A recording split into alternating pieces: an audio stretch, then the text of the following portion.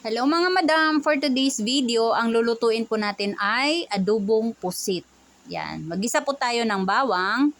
Yan na po agad, dire-diretso na po tayo. Sibuyas.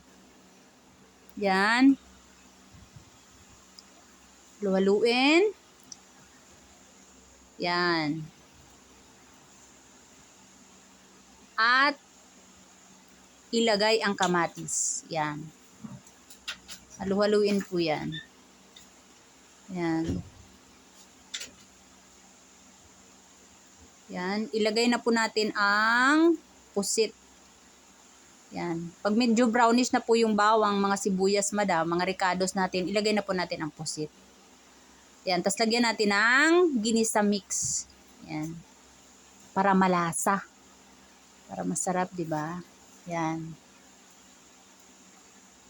Yan. Tapos lagyan natin mga madam ng patis. Laging may patis mga madam. Pag kami nagluluto madam, laging may patis. Hindi na-absent ang patis. Lagi talaga may patis. Tapos lagyan natin ang sayote. Lagyan namin ng sayote mga madam para may gulay. Kasi nakakaano din pagka walang gulay, di ba? Yan. Ito ay version lamang namin mga madam. Pero yung ano talaga, yan, lagyan natin ng suka. Kunting suka lang mga madam ha. Kunting suka lang ilalagay natin dyan. Yan. Tapos, lagyan ng kunting toyo. Yan.